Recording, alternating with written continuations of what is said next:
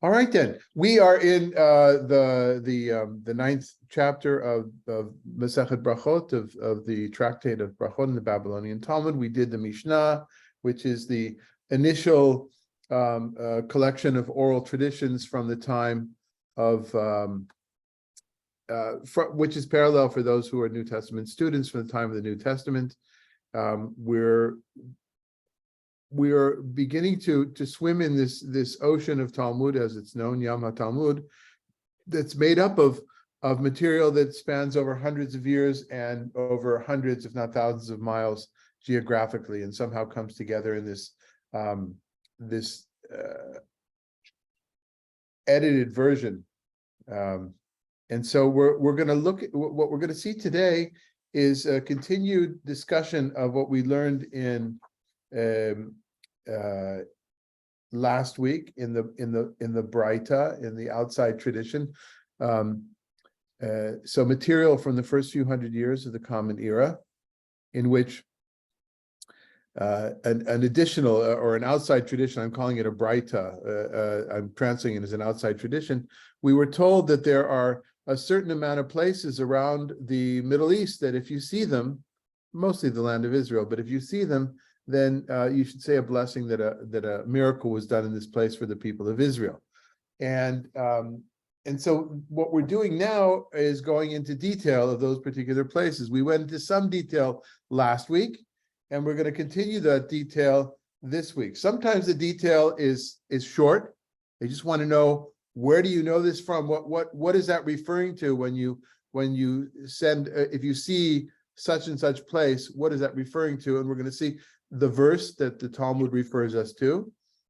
So this is a Talmudic discussion from the Gemara, from the later period, from the Amoraic period of the Tannaitic period, of the earlier period. I know I'm using a lot of words that are not known, but the more you hear them, the more you're into it, the easier it will become. So I guess today, if this is all new for you, just to kind of go with the flow and to understand a little bit about the dynamics of rabbinic interpretation. This is material which is rehashing or reinterpreting, if you will, biblical material, because the stories are in the Hebrew Bible, and now it's hundreds of years later, and somebody's saying, and when you get to that place, you see the marker, like the state of Texas has all those bronze markers, or California, of this and what happened historically in a particular place. Or if we fast forward to post World War II Europe, and what's happened in the last decade or two with the stumble stones, anything that tells you this happened there. In France, for instance, the Sister Claire, I'm always struck by every little tiny village, whatever, doesn't matter how small the village is, there's always a monument to World War II, or maybe it's this idea of monuments, really fascinating topic. Also a fascinating topic when it comes to race here in the United States, of course. Right, the politics. I'm sure it's everywhere in the world, and so so this is another version of that. I wonder if there's a collection of studies on how we deal with memory from different cultures and different centuries. That this would be my contribution. Would be this particular Talmud and looking at it. So we're going to take a look at that today, and we're also going to see something which I keep talking about, in that you could not only can you ever say, what does Judaism say about a particular thing? You can't say, what do the rabbis of the Talmud say about a particular thing? You can't even say what a particular rabbi says about a particular thing, really, because we don't have exact material data from all those places. We have various oral traditions that were eventually written down, and those manuscripts were passed down and copied, and they were copied sometimes mistakenly in different ways, sometimes on purpose in different ways. And so we're going to have an example in the Talmud itself where it says, oh, you have that version? No. This is the real version. This is the real version. So when we get to it, I'll point it out. So if we could begin from it's a quote from the Braita, that tradition that we started last week, that talked about the place of where the sea parted and some other things. So we'll start with the hailstones of El Gavish. It's when you see the hailstones of El Gavish, you're supposed to say a blessing. right? That God did a miracle for the people of Israel. And you're all asking yourselves, what are the hailstones of El Gavish? You're also probably asking yourself, why are there hailstones still lying around in the field for 3,000 years? Okay, so why don't we go ahead and do that? Sister Claire, if you would read the first section for us. Sure. The hailstones of El Gavish. What are the hailstones of El Gavish? It is taught, stones that remain suspended in the air and did not fall because of a man, and they fell down because of a man. Okay, so hold on. So I'm going to interrupt you here because it's a little bit complicated. When I put words in brackets, my practice, I know there's different practices in different publications, but my practice that I grew up with is if you put them in square brackets, they should be read. And even though you're saying to yourself, well, I don't know what an ish is or an algav or whatever, so that's exactly what I will understand. Because sometimes it's like a joke that you tell, we're sitting in a movie theater in the 70s, my friend and I, and we're watching a Marx Brothers movie. And who is it who doesn't speak? There's Harpo doesn't speak. Well, whoever one doesn't speak, right? So he's trying to say something to Groucho, and he's going like this, and he says this, and then if I says digging, whatever, he says, oh, soup, and then he starts to go like this, and then he goes like this, and like this. And then he goes soup, and then rice, soup, rice. Oh, surprise! So the Hebrew translation said, marak, soup, orez, rice, marak, orez, hafta'ah. Now, Scotty will get that one, right? It's like, it doesn't make sense. There's no funny. It's not funny at all. So here it is, my friend Michael and I, we burst out laughing, and the whole movie theater turned around and looked and see, why are you laughing? What's funny about marak, orez, hafta'ah? Okay, all right. The same thing here. So that's why there'll be, and if the letters are italics, that usually means it's a Hebrew word, sometimes Greek. So they did not fall because of, in Aramaic is one translation, or one way that could translate al-gav. Al-gav literally means on the back of somebody. Ish is a man. So you get it al-gavish. They broke it down to al-gav-ish. Okay, so these are stones that were suspended in the air, not the usual hail that the hail we're used to. And why were they suspended in the air? Because some man made it that way. In other words, think maybe of a magician saying, stop, right? Or hocus pocus, and whatever's falling down stops midair. I know it's a little bit strange. And all this is in the background of probably someplace in the time when this tradition was started orally, where people saw these big stones. They said, oh, you know what those big stones are? Like in every tradition, especially Native American traditions about, different stones. The story up in Idlewild, we live in the area of the desert east of LA in California. So up near Idlewild, there's this big rock. It's called, I forgot what rock, and there's a whole story, a Native American story where the demon or the god who rules that mountain, Takowitz, right? The god Takowitz had a maiden up there and had her behind glass. I mean, the whole thing, and you look up at this rock, you can imagine people creating these stories. Every culture does it with things that are a little bit out of the ordinary. Okay, so back to this. So they're called al-gavish because they were stopped, al-gavish, by the power of a particular man. Now you're going to say, well, what man are we talking about? So now, sister, you'll tell us what men we're talking about? They remain suspended. I'm sorry. So Ella, we'll get to Yoshua ben Nun in just a second, but there's a story before that. Go ahead. They remain suspended because of man Ish, that is Moses, as it is written, and the man Ish, Moses, was very modest. And it is written, and Moses went out of the city from Pharaoh and spread forth his hand unto the Lord. The thunders and hail ceased, and the rain was not poured upon the earth. Okay, so this happens really often. You've got A and you've got B, and you want to get to C. Or actually you have C, but you're looking for an A and a B that'll help you get there. What do I mean? you have this tradition of hailstones that were abnormal, something supernatural.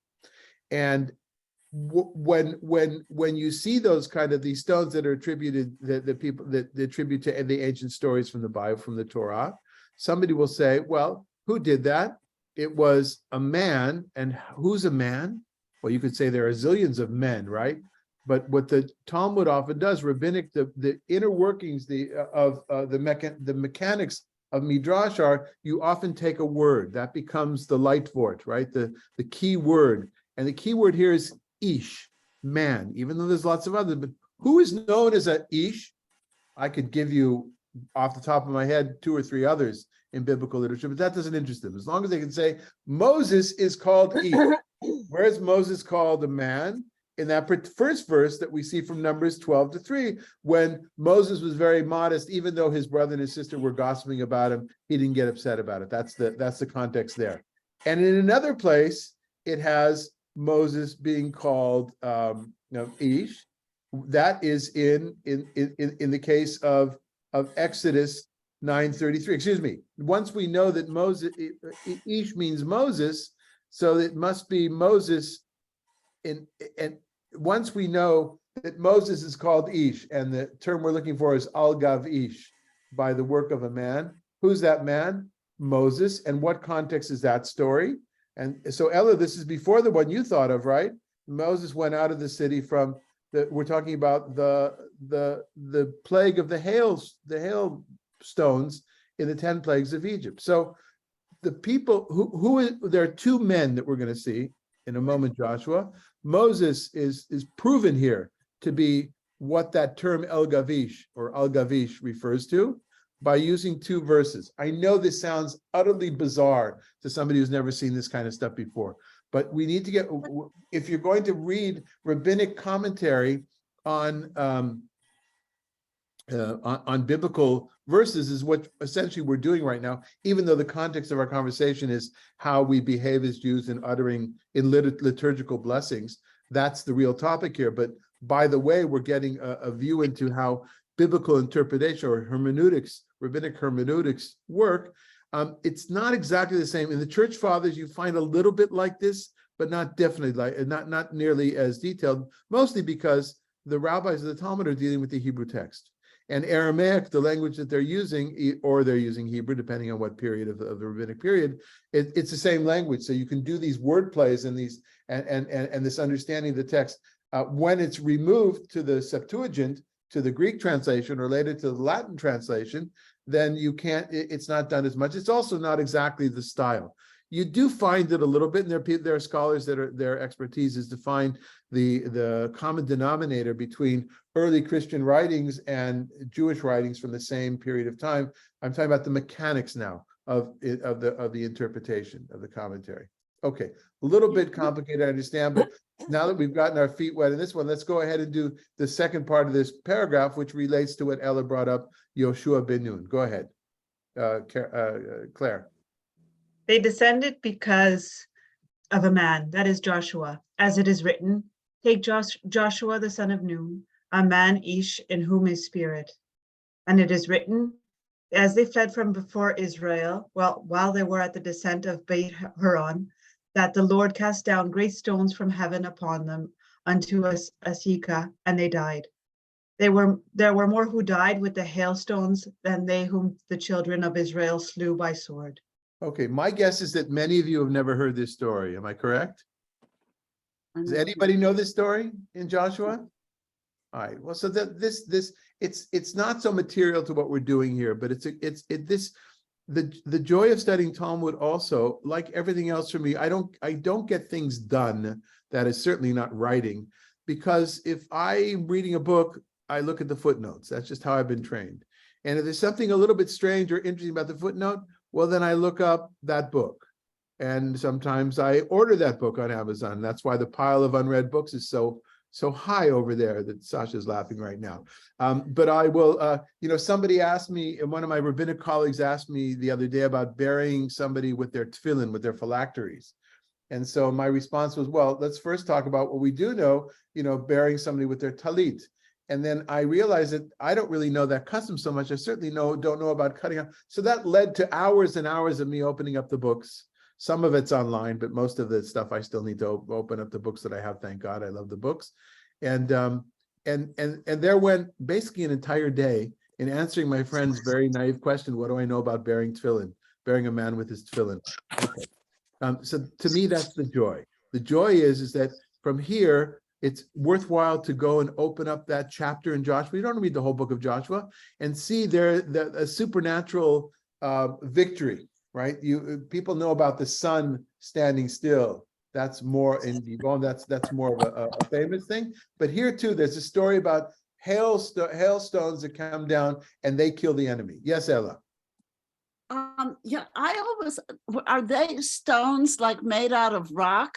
Because I always thought that barad in the 10 plagues was like hail that we're familiar with, that is like frozen ice. Right. So when the story is told, yes, I think that's what the original story, they were just a little bit more serious. The rabbis of the Talmud, for instance, the plague of hailstones is understood in rabbinic literature as both ice and fire. This is long before Game of Thrones, right? Both ice and fire coming down. You could understand other rabbis said, no, I think what happened here, Ella, is somebody came upon a field and there were all these well-formed spherical stones, right? It happens in different places, right? Different geological formations. They said, oh, and I can imagine the father walking with his children, and they're saying, Abba, what's with those round stones? Oh, you know what those are. And then it takes off. It's not, what do we call it? In the internet, it goes viral. Viral, there we go. It goes viral. So to go viral in those days takes different forms. But I think so I think what's happening here is that they're talking about, Ella, some specific stones that they knew about. I didn't find any other, it doesn't mean there aren't, but I didn't find any other references. Later on today, we're going to find a situation where there is a particular place that they're talking about. And I found, or I knew it beforehand, but a different outside of an outside of Talmudic, what was it? Not ex-biblical, an external from the Talmud source about that same thing. We'll see that in a few minutes. Okay. All right. So anything else? I know it's a little bizarre for the first. Please don't let this discourage you. Please don't, just because of this, it gets a little bit easier, a little bit smoother. But we have a feeling, we understand now. There was a tradition that said when you see these stones, these particular stones, you need to say a blessing. Somebody says, well, what are those stones? What's the story behind the stones? Since the story is a little bit convoluted, they needed to take those different verses to build that structure, that mechanical interpretation. When we get now when we get later on, there'll be some.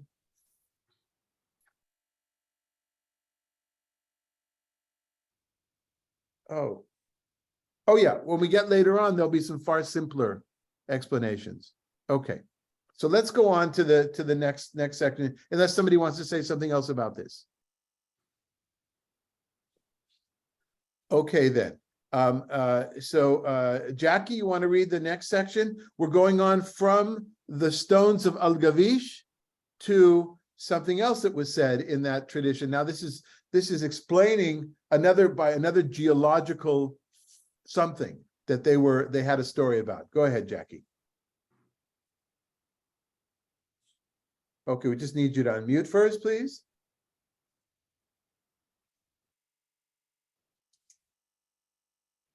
I didn't realize it was muted. Okay.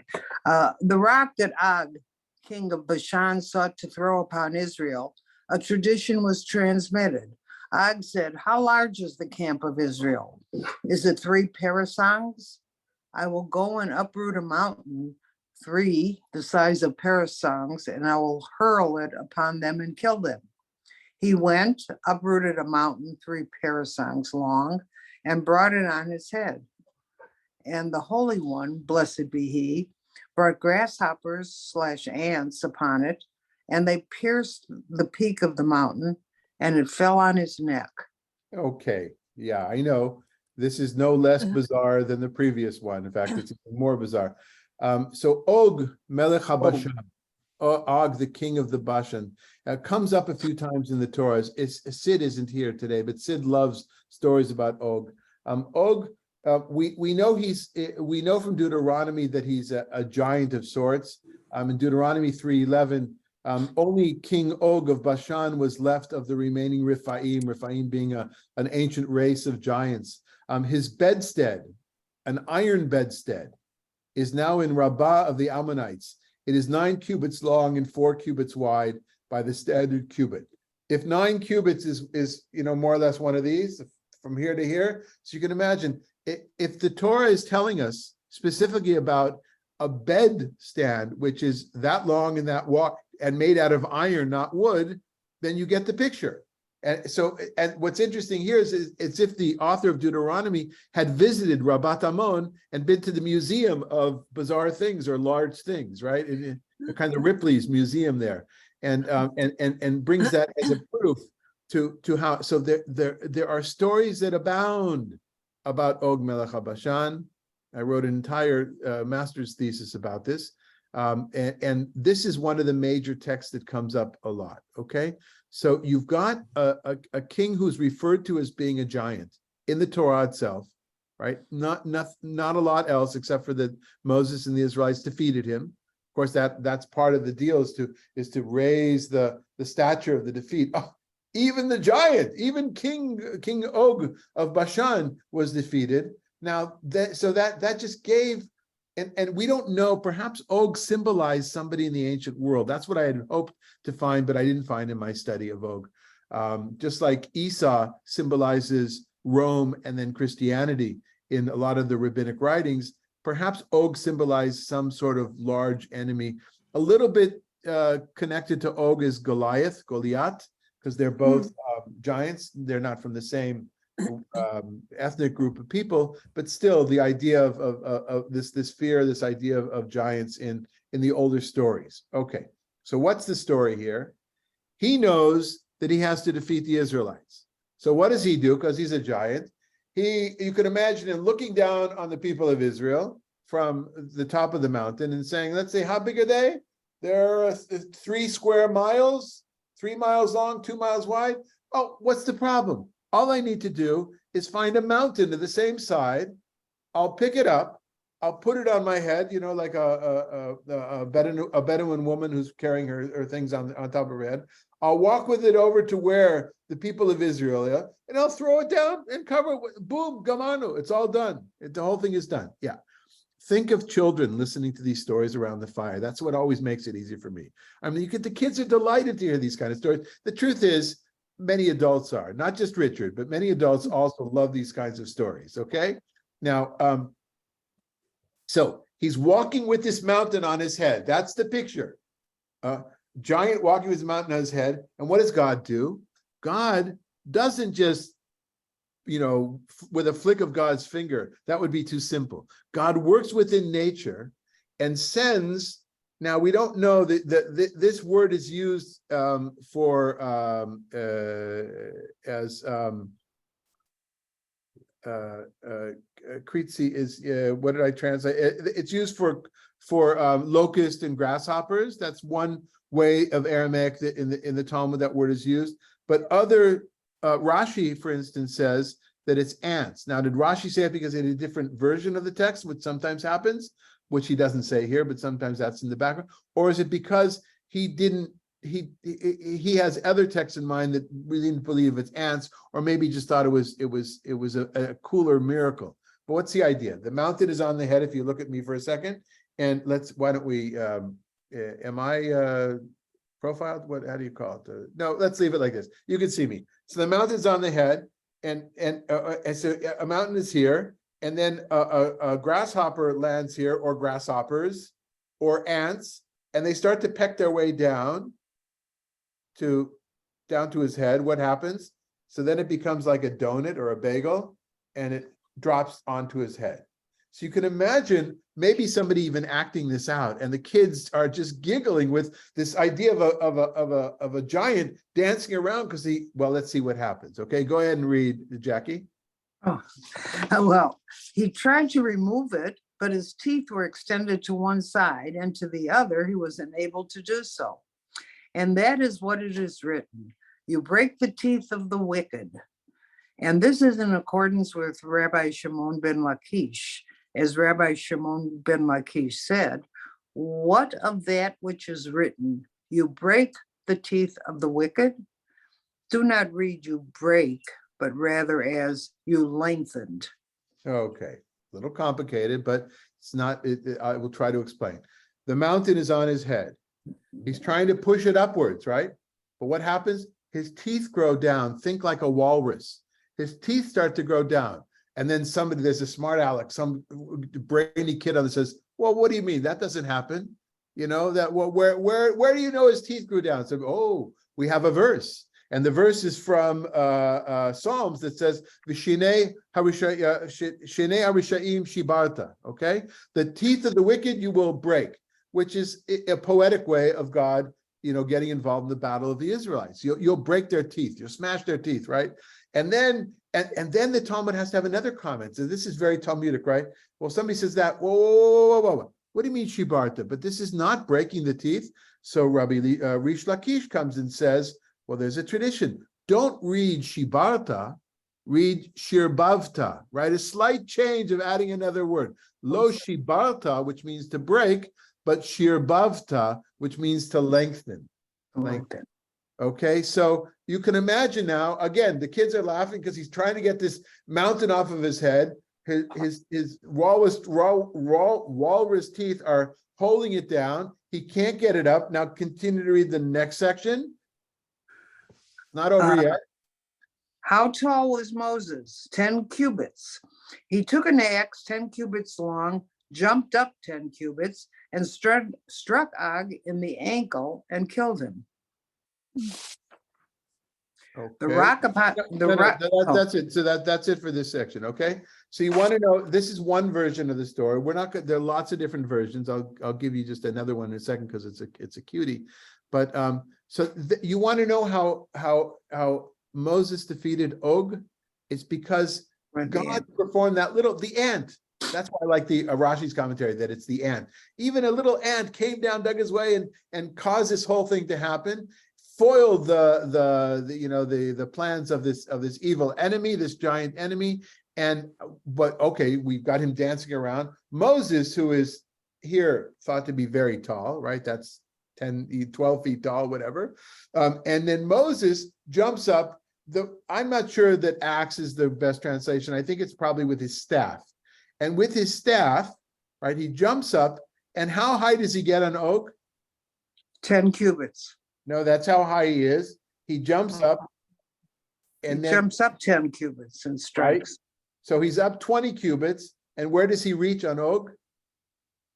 His ankle. His ankle, just to show you how tall Og was, right? He kind of hits him, and then you can imagine that he falls down and he dies. That's the idea. Okay. Now you should know Og is in rabbinic literature is already dated back to Noah. He was a refugee from the flood, and how did he manage to survive the flood?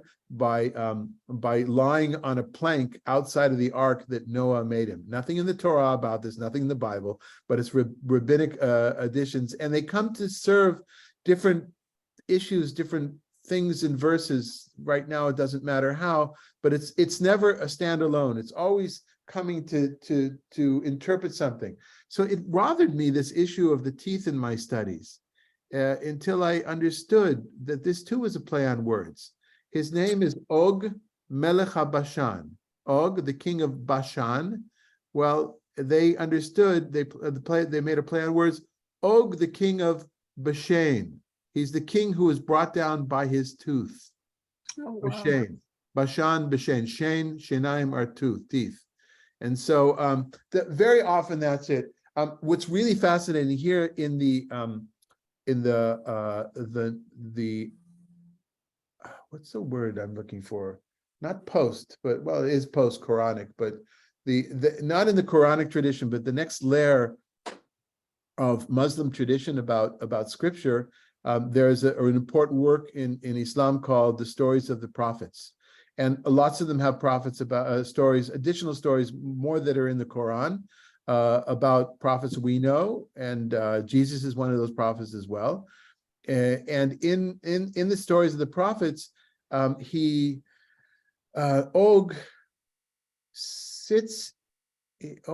survives the flood, not through Noah building him a plank, but because he was so tall, the water only came up to his knees. So that's how he survived. And it goes on to say, when he was hungry, he bent down, he just reached down into the water, picked up a big fish, and then lifted it up to the sun to roast it. And that's how he ate. That's how he got by. Lots of really, really fascinating fairy tales about it. One of the comments, well, you know what, let me go. And as long as we're here, I did bring one of the, another version, not from Midrashic literature, but from halachic literature. That is literature of the things that we do. And okay, I hope you can see this. Yeah. Okay.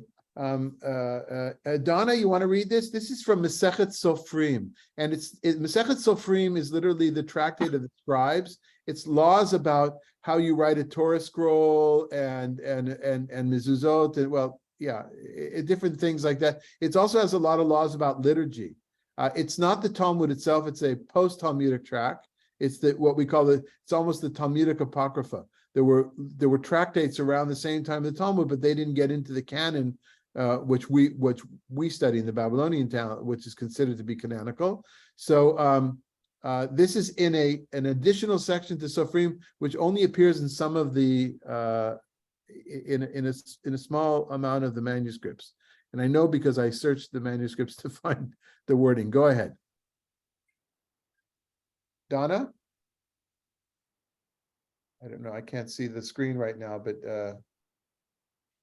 okay. We need you to unmute first.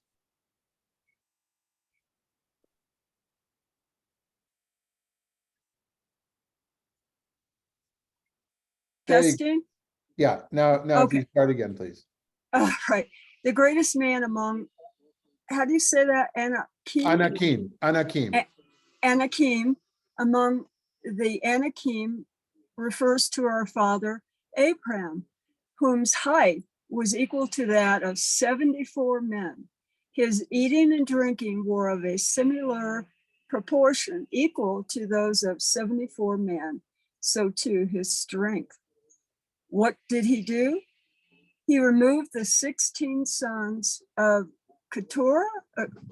Yeah, go ahead. Doesn't matter how you pronounce it, really. Okay, built for them a walled city of iron and settled them in it. The sun never penetrated into it because it was exceedingly high. So Abraham handed to them discs of precious stones and pearls, of which use will be made to the hereafter when the Holy One, blessed be he, will cause the sun and the moon to be confounded, as it is written. When the moon shall be confounded and the sun ashamed, because use will be made of these discs as luminaries. Okay, so just to give you an example of the midrash that includes this thinking, this way of retelling a story far more than what's in the Torah itself for various reasons. But now comes the part that Abraham had a servant who the rabbis always name as Eliezer. Go ahead. Okay, Og is identical with Eliezer, and he was so huge that he could hide Abraham's feet in the palm of his hand. Once he was rebuked by Abraham, and from fright, his tooth fell out. Abraham picked it up and made ivory beds of it in which he slept. Others say that he made of it a chair which he used all his life. Who gave him to Abraham? Nimrod. Og went and built 60 cities, and the smallest of which was 60 miles high, as it is stated. 80 cities, all the region of Argob. And what did he eat? 1,000 oxen and the same number of other animals, and his drink consisted of 1,000 measures. A drop of his semen weighed 36 pounds. Okay, all right. So I know that's not a pleasant thing to think about, but I wanted to give you an example. So this is not Talmudic, this is post-Talmudic corpus called the Tractate of Sofrim, but still from the end of the first millennia of the Common Era. And it's not in all the manuscripts, which leads me to believe that this is just the traditions lying around. So I said, well, we have, for what I forgot why it was added here. I had an explanation for that as well. But it's another play on words with the Og Melech HaBashan. That's that gave me more proof to say what I said about the teeth growing down is a play on words with Bashan, because here Og, the word tooth is in it, but it's a different tradition about a tooth.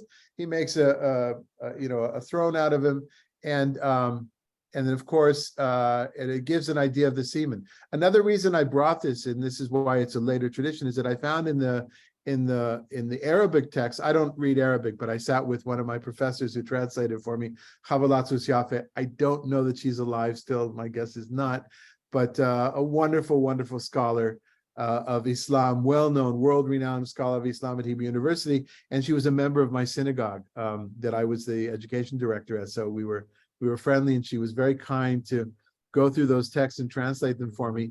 And in the Arabic text, it says that how sad it was that Og could not be with a woman because he was simply too big. So this is a more veiled way of saying that in the rabbinic text here. Fascinating stuff. And yes, Harold, go ahead. Just wondering about the 36, the number 36 for the drop of semen. Could that be referring to a double chai? Yeah, I don't know. I don't know when chai started to be used. Oh, okay. I'm sure I've looked it up before, but I don't remember offhand if chai was. But certainly, yeah, this could be a typological number. Anyway, that's not so much our topic, but I couldn't resist. I hope you understand that I couldn't resist sharing with you some of these gems of these pearls of Aggadic wisdom. Okay, anything else on this before we go on?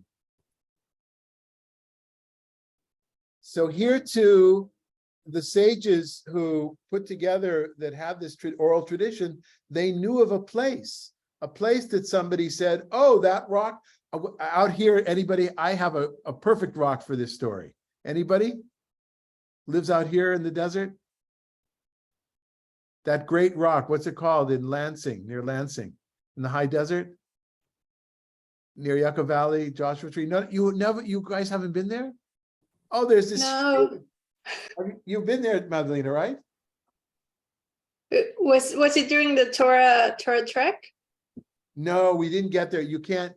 I foolishly went in my Prius when I first got here, and I think I did some damage to the underbody. There's no real road there. No, there's no road. There's like a dirt road, but it's this enormous rock. I don't know that I'll put it in this PowerPoint presentation I'm slowly putting together, because I can envision one day giving this as a lecture, maybe at the museum or something.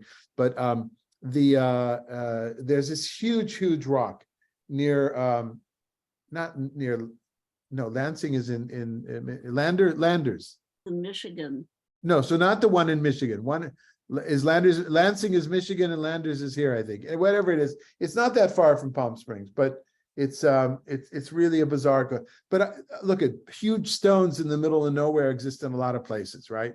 And there's always stories about them. And so that's good. We just don't know from any extra. We don't know from any extra Talmudic sources where that might be. But let's go on to see. Now we get to much calmer territory when it comes to explaining the latter explanation, that is the Gemara's explanation of the earlier tradition, the Braita, that gave a list of places, geographical locations, where we are to say these formula. Elizabeth, you want to read for us? We're at the top of the second page. No, it just needs you to unmute before you explain why you're not going to read. The text is on my phone and it's too okay. teeny. All right. Okay, Malka, go ahead for us, please. The rock upon which Moses sat, as it is written, but Moses' hands were heavy, and they took a stone and put it under him, and he sat thereon. Okay, anybody remember the story? Yes. It's the battle with the Amalekites. The Right. Amalekites, and God says, lift up your hands And as long as your hands are up, the people of Israel will be victorious in the battle. And if the lands go down, the problem was this went on for a little bit long. He's so Aaron and Hur, I think, get in and hold up his hands. So and put a stone there to keep him up, his hands up. Now, do I think that they thought that they knew where the place was? I guess so. Probably some merchants on their way to Egypt said, "Oh, and we saw that stone," right? Or unless just from a literary point of view, they wanted to even out. But here, we don't need a agadah. We don't need an embellishment of the biblical story, because the biblical story itself is enough, as were the El Gavish, those stones. It's enough what was written in the Torah to say, to believe, okay, there's something. The story of Og needed to be explained in a much deeper or wider or bizarre fashion.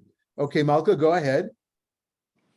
And Lot's wife, as it is stated, but his wife looked back from behind him, and she became a pillar of salt.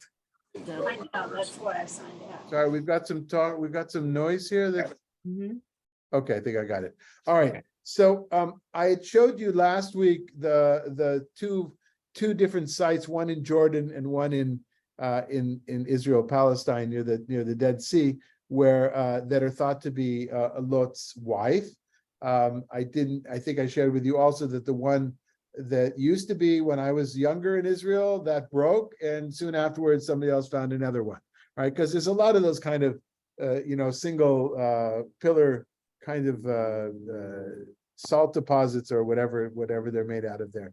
And so everybody, so there again, the miraculous or the supernatural occurrence is written explicitly in the Torah. So you don't need to have additional material to fill it in. We're going to get back. So we're going to now that Talmud's going to take a step back from this, say, wait a minute. We have a halachic issue here. We have, and this is more purely Talmudic here. We don't really know what to do, or doesn't this contradict something else that we brought up before? Go ahead, Malka.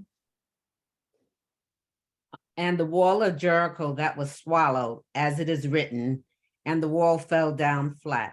I'm sorry. That's the end of that section of how each of that's the end of that layer of the Talmud that just gives the verses to explain it without any supplementary material. Now they take a step back.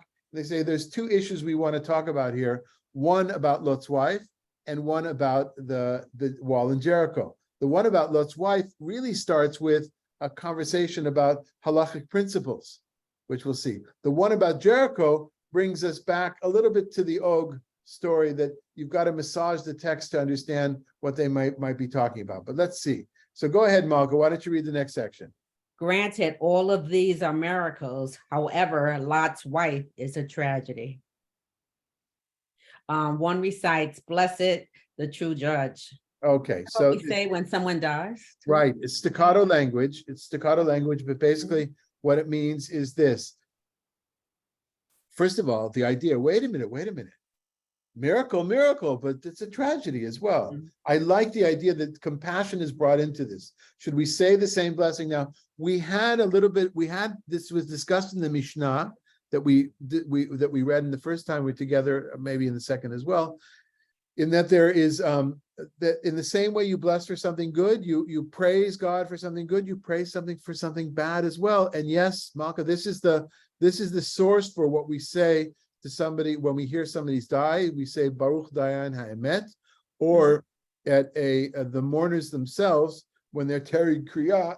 Actually, the custom, I don't know if it's in all of the Jewish communities, but the prevalent custom that I know is you say B'Shem Malchut, Baruch Atah Adonai Eloheinu melech haolam Dayan Ha'emet. It's no less of a blessing. When you and I hear somebody else died and we say it, it's not immediate. But when a mourner hears somebody from their close circle of the people they have to mourn for, that they're obliged to mourn for, then they say it with the full formula of the blessing. So yeah. And so one might say the same thing, kind of, when you see the destruction of a hurricane. We don't think of doing that, do we? We think of praying and petitioning God for mercy. But it's kind of saying, my faith is that solid that I understand this will not rock my faith, that God is a benevolent God, is a loving God, has a special relationship with humanity, all the things that all the different boxes here have different understandings of what God is for them, either in the purely biblical sense or in the purely psychological sense. The whole spectrum of God is totally made up for us to deal with our anxieties, or no, God is in the fundamentalist spectrum. No, God is exactly what God is said to have been and is in biblical texts. So one way or another, though, we don't think in the terms of doing this, but perhaps the Talmud is saying, in this case at least, in the case of Lot's wife, you don't say the blessing over the miracle. I think what happened here is there was a tradition that you did say it, and then somebody said later in the Talmudic said, you know what? No, for the reason of compassion, let's not do the miracle blessing there. Let's do the true judge blessing there. Here's the thing about the Talmud: it's not a law book in the regular sense. It's not codified law. There is material, and from time to time it'll say, and the halacha is this, but more often than not, there's a discussion, and then they finish the discussion. And sometimes they finish the discussion with two views, and you don't know what to do. So that's left over for the next generations. After the Amoraim, the rabbis, the sages of the Talmud, come the Geonim, the sages of not only Babylonia. The more famous ones are from Babylonia, like Sadia Gaon and Amram Gaon. But there were others. Maybe Amram was in.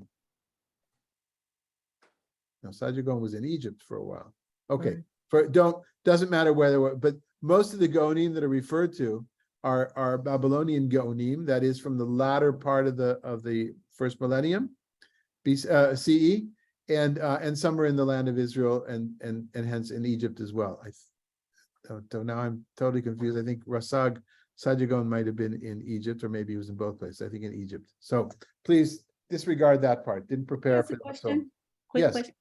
So for Lot's wife, we say Baruch Dayan Hamet, but why? In a sense, I'm thinking in a sense, it can mean she got what she deserved because she was told not to look back. So I think Og Melech Bashan, did he get what he deserved too? Right. So my response to that would be the earlier layer of the Talmud agreed with you and said she got that's the natural thing. And somebody spoke up with compassion and said, but wait a minute, for her two daughters and for Lot, that was a tragic event. I like that idea. And I also like, you know what? You could do this or you could do that. So, but I hear your logic, and I think that's what the logic of the first. So let's go on and see that this continues, this discussion about this very idea. So Sandy, you want to go on? But doesn't the Barita say thanks and offer praise? Therefore, amend and teach. Over Lot and his wife, one recites two blessings. Over his wife, he recites, blessed the true judge, and on Lot, he recites, blessed who remembers the righteous. Rabbi Yohanan said, even during a time of wrath of the Holy One, blessed be he remembers the righteous, as it is stated. And it came to pass, when God destroyed the cities of the plain, that God remembered Abraham and sent Lot out of the midst of the overthrow, when he overthrew the cities in which Lot dwelt. Okay, so again, if you don't know the stories, go back to Genesis 19, you'll see. And this, to me, the way that it's worded here tells me that this is a purely hypothetical conversation. It's not about, well, what do you do when you get to that point near the Dead Sea that they knew? We'll see in a second from Josephus. It's because once you say, when you see Lot's wife, you say this, and you see Lot. Well, who said that Lot's out there, right? In other words, it's no longer about reality, but it is about intentionality. And I think this is just a vessel, a vehicle to give us this message of what liturgy. How we should perhaps treat this liturgy in general, that there's this balance between the joy and thanks for something and the realization that there's tragedy in the world as well, and that God is part of that. And Yeah, okay, let me say that. But now let's go to an extra Talmudic source, right? From the late 1st century CE, Josephus in his Antiquities of the Jews. So the first few volumes are about biblical literature. It's his retelling. It's what's the people? It's the genre is called biblical. It means something like retelling. Word escapes me right now. There are few examples of that in rabbinic literature, or a few, but very often rabbinic literature is verse by verse and around. This is an entire paraphrase. It's an entire paraphrase of a group. So Josephus paraphrases all the historiographical data from the Bible. He leaves out a lot of stuff. He leaves out the embarrassing stuff, but that's not here. So why don't we go ahead and read this as well? If Adina, would you like to read? Are you a reader? No, thank you. Okay. Megan, please. Just unmute first. Josephus, Antiquity of the Jews. Lot, upon God's informing him of the future destruction of the Sodomites, went away, taking with him his wife and daughters, who were 2 and still virgins. For those that were betrothed to them were above the thoughts of going, and deemed that Lot's words were trifling. God then cast a thunderbolt upon the city and set it on fire with its inhabitants, and laid waste the country with the like burning, as I formerly said when I wrote the Jewish War. But Lot's wife, continually turning back to view the city as she went from it, and being too nicely inquisitive, what would become of it, although God had forbidden her to do so, was changed into a pillar of salt. For I have seen it, and it remains at this day. So if you're asking why did I bring this instead of the story from Genesis itself, is because this line in this 1st century, Josephus says, and I've seen it. In other words, it was a tourist attraction in his time. It was a tourist attraction afterwards and to this very day. And I'll just bring up again those particular shots that I have. Right, the one on which one is which? Oh, this one, the one on the right is the one near the Dead Sea in Israel, Palestine. The one on the left, that is on the other side of the Dead Sea in Jordan. So you can, and of course, we talked about this last time, this idea of pluralism, even in this kind of geography. Look at, I think probably the same thing, a similar phenomena would be found in Europe, the sites of pilgrimages of different where people have something from something that was brought back from the Crusades or different kinds of things, right? You have and different places claim to have different things or the same thing. So that's a natural phenomenon, I think, in all cultures. So Madalena, would you read the last section? We dealt with this issue of Lot's wife in a halachic fashion about what you actually do. It's not about what the story was, but now we're going back to this problem thing where you said the ruins of Jericho, when you see the fallen, the walls came tumbling down, right, from the book of Joshua.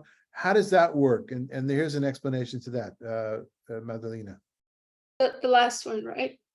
Yes, please. The wall of Jericho that was swallowed. Were the walls of Jericho swallowed up?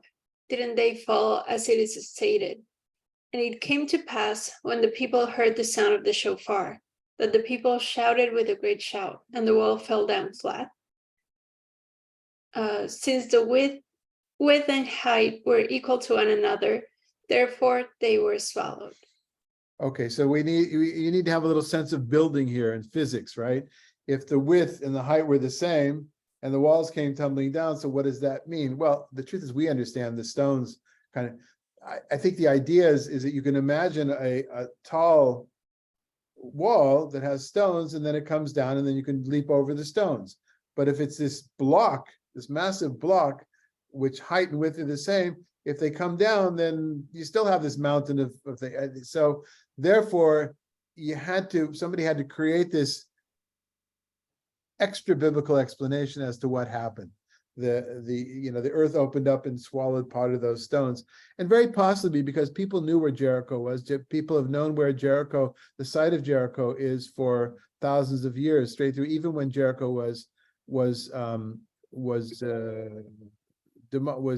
in ruins. By the way, biblical scholars, at least most biblical scholars, would say that the story about Joshua and because of the archaeological evidence we have, in which there's no lair from the dig at Jericho from the time when the Exodus from Egypt would have taken place, that the story was developed to explain why there were walls that were broken down in a particular place. In other words, the story comes to explain something that is what those telling the story had found in reality.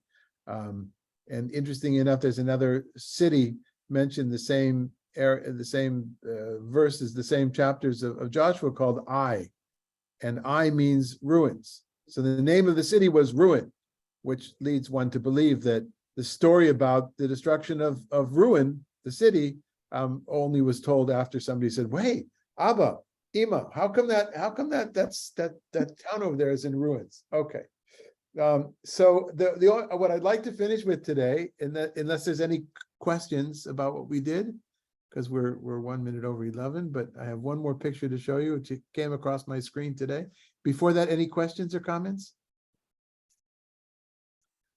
All right, folks, let me know in an email if you feel that I'm going too quickly or this not. This is the material, so we're not going to change the material. But if I'm not allowing enough discussion, please let me know. I'm happy to hear that criticism. Now, people aren't always, and if it's just whatever, I'm happy to get your feedback. But for now, we've seen pictures before. Those of you who have studied with me from the ruins of Hukok. Hukok is in the Galilee, in the land of Israel. In the 5th century, there's a synagogue of the 5th century that was only recently been excavated over the last few years, and there's no official publication yet. Now they're beginning to. These are some of the pictures that have been published, but there's some amazingly fantastic mosaic floors in this synagogue. So the idea of faces in a synagogue and what people thought was forbidden. Well, it turns out, at least in some synagogues, and we've talked about that before. But the link is below. So if you look at the Times of Israel, you can find it in today's edition online. So anybody want to explain what we see here?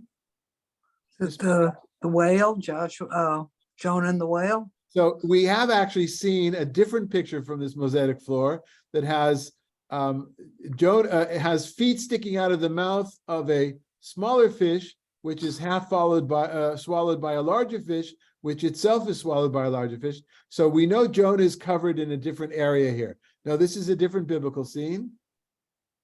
Apropos what we've been studying, the parting of the Red Sea. Yeah. This is an Egyptian soldier being eaten by a fish. You can see the upside down horse over here as the water comes crashing down on their heads. So it's just it's not really part of our Talmud study, but as many of you know, it's not just about intertextuality from my point of view. It's not about intersectionality, which is used in a more political social framework. But for me, it all kind of to me it all flows. One river flows into the other, at least in this somewhat twisted mind. So Rabbi, yes, was that synagogue in Hokok a Reformed synagogue? So that's a good question. The story about a synagogue. There's a synagogue in Susia, and we had friends. They used to be friends. They don't know, no longer. One of them doesn't talk to me anymore. Many years in the South Hebron Mountains, and there's the ruins, pretty well preserved ruins of a synagogue there that does not have a mosaic floor. But we're there with my father, of blessed memory, and my mother years ago, and this young woman, this like 20-year-old woman who's doing her national service. She was our guide. and my father, being the smartass he was, he says, notice how there's no mechitza, there's no woman section here. And she looks a little bit flustered. She says, oh, no. She says, well, there could have been a woman section and it was, they just sat separately and there was like a veil, or there could have been a second story and we just don't have it because in things all you see is the front story. And my father, of course, had to know this poor girl. He says, or it could mean that in rabbinic times there was no separate seating, which of course modern liberal scholarship claims. And then she said, oh, no. This was an Orthodox synagogue. It wasn't a Reformed synagogue, right? We're talking about a synagogue from 1600 years ago, right? 1700 years ago. So yeah. So Richard, one of the things that came up when the first mosaic floors were excavated and published, in particular, I'm thinking of Beit Alpha, where there's in the middle, smack in the middle of the floor, there's a horoscope. There's Galgal HaMazalot, and in the middle it has the sun, and it has even in Greek Helios, right? The sun god, a picture of a god on the synagogue floor. So one of the theories was in the beginning was, well, they must have been not serious Jews, right? Liberal Jews of the time. Of course, we have no, others would say they're kind of a synthesis of paganism and Jew. I think the bottom line that most people would say, Richard, if to answer the question about why you'd have things that seem to be from Greco-Roman culture in a Jewish synagogue, is that at some point they weren't relevant. If the synagogue floor is, if the synagogue was built or the floor is from after the Roman Empire became Christian, then there's not a lot of pagan activity going on, and so therefore pictures of Helios or the horoscope, they don't challenge, they're not a danger the same they were. And the other thing could be that this was a synagogue for the people that weren't of the rabbis, right?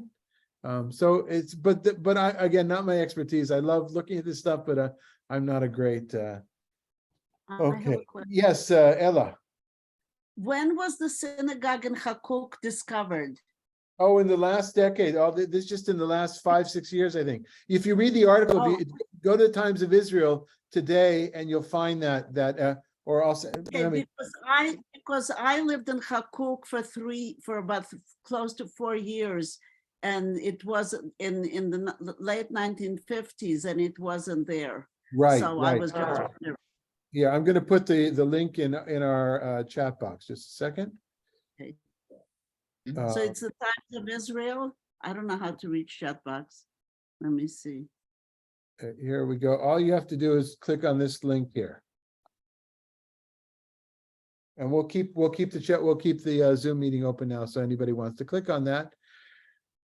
Okay, folks. Again, please, if there's something that's not working, yeah, that's the archaeologist's name is Jody Magnus. Yeah. Yeah. So and I think we're all waiting for that volume to come out of beautiful, high resolution photos. I mean, it's just some amazing stuff. I heard a lecture about this synagogue in Denver when I went to the Society of Biblical Literature, and it was very unsatisfying. I think there was a topic that somebody wanted to force a lecture that he had into it, and therefore it didn't really make much sense. But I did get to see some of the pictures on the screen, and also some of the layout of how it was positioned. Yeah. Okay.